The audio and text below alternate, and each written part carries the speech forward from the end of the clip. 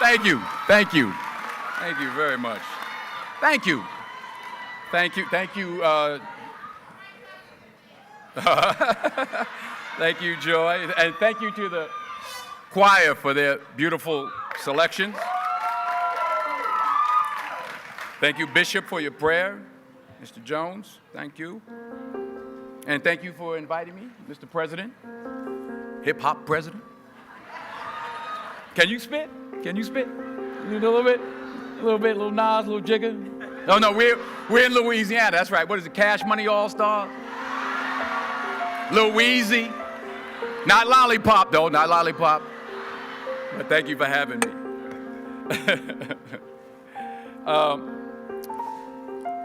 Let me take this moment to, first of all, wholeheartedly, I guess I can do this without my glasses, I can see. Maybe. Let me take this moment to wholeheartedly congratulate each and every one of you today. You graduated, you did it. You made it. Congratulations to you. And you did it all by yourselves, nobody helped you. No, that's not, that's what I thought when I was young, starting to really make it as an actor. I came in, I talked to my mother. I said, Ma, did you think that this was going to happen? I'd be so big and I'll be able to take care of everybody and I can do this and I can do that and I can. She said, boy, stop it right there, stop it right there, stop it right there. He said, if you only knew how many people that have been praying for you, how many prayer groups she put together, how many prayer cloths she gave me, how many times she splashed me with holy water to save my sorry behind, as she said it. She said, oh, you did it by yourself? I tell you what you can do by yourself. You can go outside, get a mop and bucket and wash them windows. You can do that by yourself. Superstar. So I'm saying that to say I want to congratulate all the parents and friends and family and aunties and uncles and grandmothers and grandfathers and teachers and friends and enemies. All the people that helped you to get where you are today. Congratulations to you all. I'm going to tell about 2-3 stories. I'm going to keep it real short. I remember my graduation. Speaker got up there, went on forever, blah, blah, blah, blah, blah, blah, blah, blah, blah.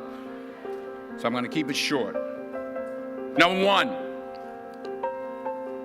put God first. Put God first in everything you do. Everything that you think you see in me, everything that I've accomplished, everything that you think I have, and I have a few things, everything that I have is by the grace of God. Understand that. It's a gift. 40 years ago, March 27th, 1975, it was 40 years ago, just this past March, I was flunking out of college. I had a 1.7 grade point average. I hope none of you can relate. I had a 1.7 grade point average. I was sitting in my mother's beauty shop. They still call it beauty shops now? What they call it now? Yeah, I was sitting in the beauty parlor. I was sitting in my mother's beauty parlor, and I'm looking in the mirror, and I see behind me this woman under the dryer. And every time she looked up, every time I looked up, she was looking at me, just looking me in the eye. And I didn't know who she was, and I said, she said, somebody give me a pen, give me a pencil, I have a prophecy. March 27, 1975, she said, boy, you are gonna travel the world and speak to millions of people. Now mind you, I was flunked out of college.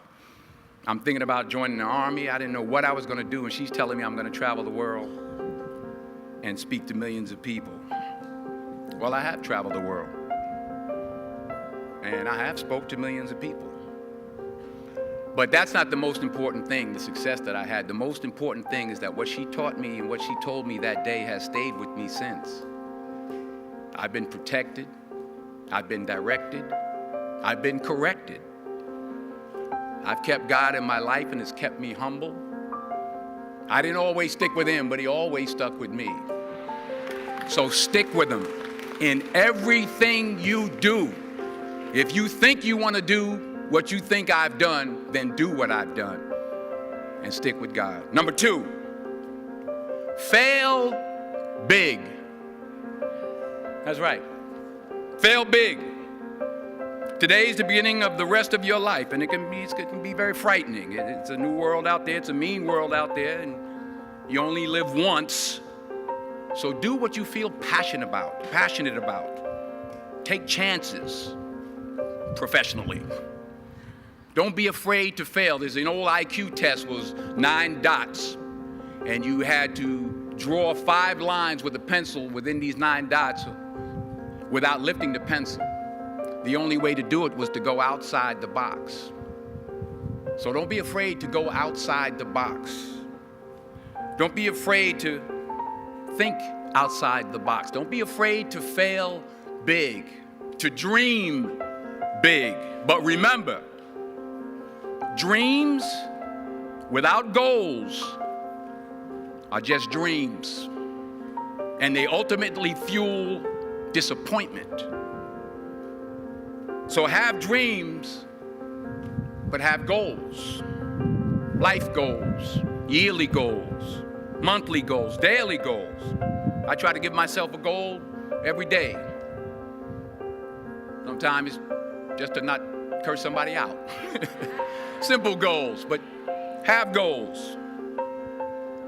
And understand that to achieve these goals, you must apply discipline and consistency. In order to achieve your goals, you must apply discipline, which you have already done, and consistency every day, not just on Tuesday and miss a few days.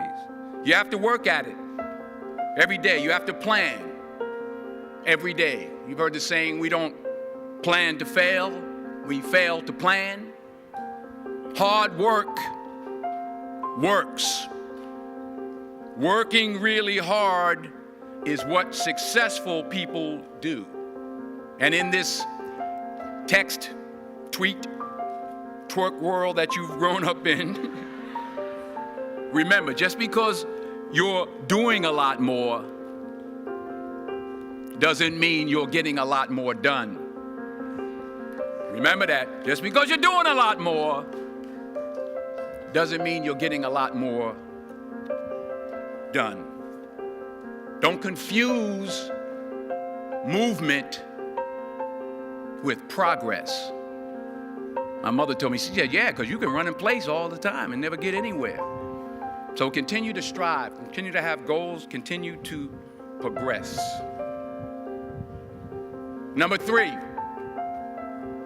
you'll never see a U-Haul behind a hearse. I'll say it again. You'll never see a U-Haul behind a hearse. I don't care how much money you make, you can't take it with you. The Egyptians tried it. They got robbed. That's all they got.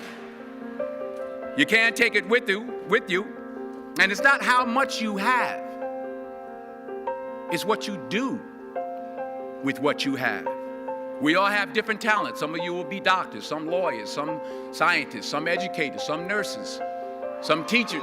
Yeah, okay. Some preachers. The most selfish thing you can do in this world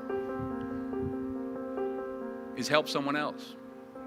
Why is it selfish? Because the gratification, the goodness that comes to you, the good feeling that I get from helping others, nothing's better than that. Well, one or two things, but nothing's better than that. Not jewelry, not big house I have, not the cars, but it's the joy. That's where the joy is, in helping others. That's where the success is, in helping others. Finally, I pray that you put your slippers way under the bed tonight, so that when you wake up in the morning, you have to get on your knees to reach them. And while you're down there, say thank you for grace. Thank you for mercy. Thank you for understanding. Thank you for wisdom. Thank you for parents. Thank you for love. Thank you for kindness. Thank you for humility. Thank you for peace. Thank you for prosperity. Say thank you in advance for what's already yours. It's how I live my life. That's why I am, one of the reasons why I am today. Say thank you in advance for what is already yours. True desire in the heart for anything good is God's proof to you, sent beforehand to indicate that it's yours already. I'll say it again. True desire in the heart, that itch that you have, whatever it is you want to do, that thing that you want to do to help others and to grow and to make money, that desire, that itch, that's God's proof to you, sent beforehand already to indicate that it's yours. And anything you want good, you can have. So claim it. Work hard to get it. When you get it, reach back. Pull someone else up. Each one, teach one. Don't just aspire to make a living. Aspire to make a difference. Thank you.